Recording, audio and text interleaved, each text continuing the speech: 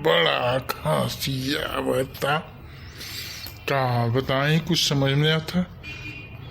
ठीक है, चलो टहलने चलते हैं।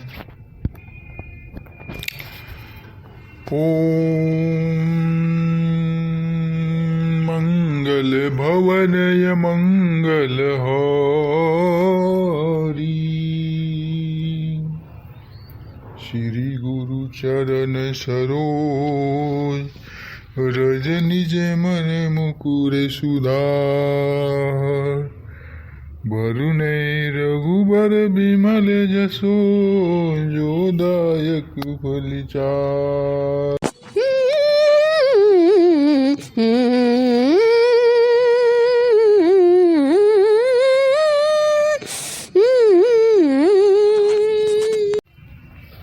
अरे क्या बात है पप्पू बेटा, बड़े खुश नजर आ रहे हो। मन में ही क्या गुनगुनाए जा रहे हो, कुछ हमें भी बताओ। अरे प्रणाम मन्ना चाचा। अरे हम ऐसे ही कुछ गुनगुना रहे थे, सोचे कि सुबह टहलने चलते हैं तो कुछ गुनगुनाते रहेंगे तो अच्छा लगेगा। और आप बताइए कैसे हैं, ठीक हैं? हाँ, हम भी बढ़िया हैं। और सुनाओ, आजकल तो तुम्हारे चर्चे चारों ओर हो रहे हैं। जिधर देखो उधर ही पप्पू भैया के नारे लग रहे हैं। क्या बात है भाई, ऐसा क्या कर दिए तुम कि जहां देखो वहीं तुम्हारे नारे लग रहे हैं? अरे कुछ हमें भी तो बताओ। सुने हैं कि भारत जोड़ो यात्रा का विवरण तुमने सदन के पटल पे रखा है। अरे कुछ हमें भी बताओ। अरे वो कुछ नहीं चाचा जी, वो तो बस ऐसा ही जो मन में आया कुछ मैंने बोल दिया। कुछ बात मैंने नहीं बोला है, बस ऐसे ही।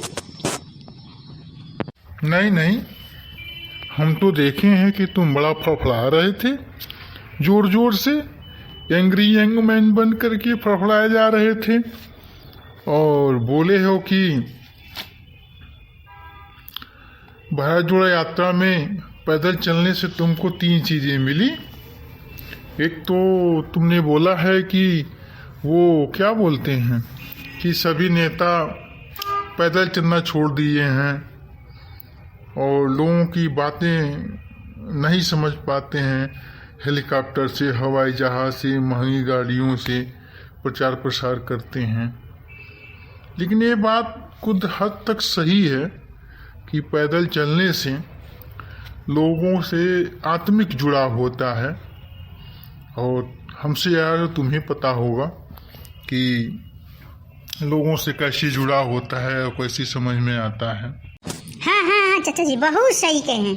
ये तो मैं बोला ही था, बिल्कुल सही है। पैदल चलने से, लोगों को गले लगाने से आत्मिक जुड़ाव होता है। मुझे ये अनुभव इस यात्रा से पहली बार प्राप्त हुआ है। तो बेटा तुमने यात्रा भी तो पहली बार किए हो, ये तो बात सही है। दूसरा तुमने बोला है कि बेरोजगारी। अच्छा ये बताओ, जनसंख्या जब इसी तरह से बढ़ेगी, हम एक हमारे 10 रहेंगे और संसाधन नहीं रहेंगे, तो कैसे बेरोजगारी खत्म होगी? और जिस मुद्दे पे तुम बोल रहे हो बेटा, वो तुम्हारे चौथे पीढ़ी में तुम हो। उस पीढ़ी के सभी लोग यही बोलते हैं, गरीबी हटाओ, गरीबी भगाओ, गरीबी हटाओ, गरीबी भगाओ। और तुम्हारे ही सरकार में एक आयोग के अध्यक्ष महोदय थे जिन्होंने गरीबों को ही मार दिया कि भैया 30 रुपया जो कमाते हैं और पर डे खर्च करते हैं 30 रुपया, वो गरीब की श्रेणी में नहीं आते हैं। बहुत किरकिरी हुई। वैसे कुछ सोच समझ के बोला करो। और रही बात है किसानों की, तो किसानों ने बड़ा आंदोलन किया था उस आंदोलन के दम पे जो मिला उनको मिला, लेकिन इसमें एमएसपी कहाँ से आ गया भाई? जब सरकार दे ही रही है, पहले से चला रहा है, अब की भी सरकार दे रही है, तो उसमें गारंटी तो है ही है, मिलना ही मिलना है। जब बिल पास हो गया है तो उसमें तुमने नया क्या किया? एकदम सही पकड़े हैं चाचा। अरे हाँ, बेरोजगारी तो बहुत है, लेकिन जो आप बात कह रहे हैं वो भी सही है कि हर बार की सरकारें आती हैं, कहती हैं और ख़त्म नहीं होती। चलिए, किसानों की बात रही तो किसान हमारे देश के सबसे ज़्यादा महत्वपूर्ण हैं, इसलिए मैंने इनके लिए कुछ दो शब्द बोला, नहीं कुछ मिल पाया तो। बल्कि ठीक है, नहीं जानते हैं सरकारें, हम बोलते नहीं तो बंद कर देती। खैर, मेरे बोलने से मिल जाएगा, ये जान लीजिए चाचा जी। पप्पू बेटा, तुम एक बड़े पार्टी के नेता हो, सांसद हो और पार्टी अध्यक्ष रह चुके हो। संसद में ऊटपटांग और झूठ बोलना तुम्हारी ही नहीं, तुम्हारी पार्टी की भी छवि खराब करती है और तुम्हारे जनाधार भी ख़त्म होते हैं।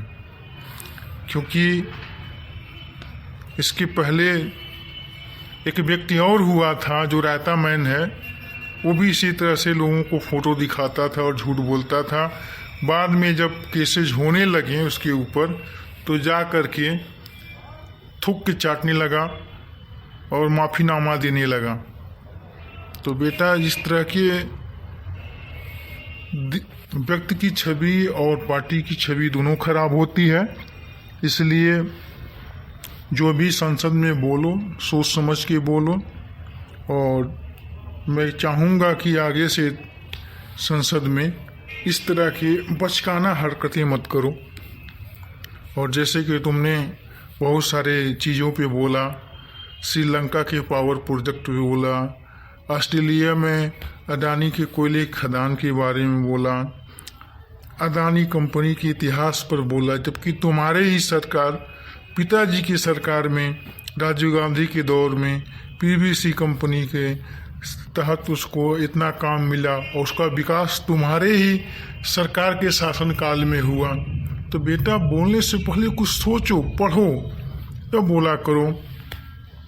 उसके बाद कंपनियों के अनुभव के बारे में बोले, वो भी गलत है, क्योंकि जिनके पास अनुभव नहीं होता उनको दे दिया जाता। 2006 में किसकी सरकार थी जिसको GMR कंपनी को कोई अनुभव नहीं था, उसके पोर्ट को दे दिया गया, उसके हवाले कर दिया गया। मुंबई एयरपोर्ट के बारे में बोलो, सबसे ज़्यादा कमाई करने वाला दिल्ली एयरपोर्ट है। बेटा, तेरा आंकड़ा उकड़ा पढ़ लिया करो। और देश भर में बहुत सारे ऐसे काम हो रहे हैं, जो पॉजिटिव है उसको ही बोलो। निगेटिव तो बोलना सबका काम है, लेकिन कुछ अच्छी चीज़ें ही बोला करो। और बोलने से पहले अपने इतिहास में झांक लिया करो, नहीं तो तुम्हारी इसी तरह से बेइज्जती होती रहेगी। अरे चाचा जी, क्या बताएं, अब हमारे कुछ जो बताए थे चंगे मंगे हैं, कुछ न कुछ लिख के दे देते हैं, मैं जोश में आके बोल देता हूँ और कुछ चीज़ें जो है बोलते बोलते आगे बढ़ जाता हूँ, तो ट्रैक से भटक जाता हूँ। तो क्या करूँ, ये मेरी फितरत है, कुछ न कुछ उल्टा सीधा हो ही जाता है मुझसे, और इसके लिए मैं क्या करूँ कुछ समझ में नहीं आता है। अच्छा, आपका सलाह है दादाजी, तो मैं आगे से ध्यान रखूँगा। और बहुत सारी चीज़ों पे मैं बोलते जाता हूँ, मुझे खुद नहीं पता है तो मैं क्या बोल देता हूँ। ठीक है पप्पू बेटा, लेकिन जो चीज़ें हैं उनके बारे में पढ़ो, समझो और बोलो। जैसे कि तुमने अभी बोला है कि कंपनियों के इतिहास के बारे में, कहाँ से शुरू होता है, कंपनी के जो रूल्स रेगुलेशन है ठेका देने का, वो कब चेंज हुए, ये सब आपके ही दादा परदादा और माता जी के रहते हुए सब चेंज हुए हैं बेटा।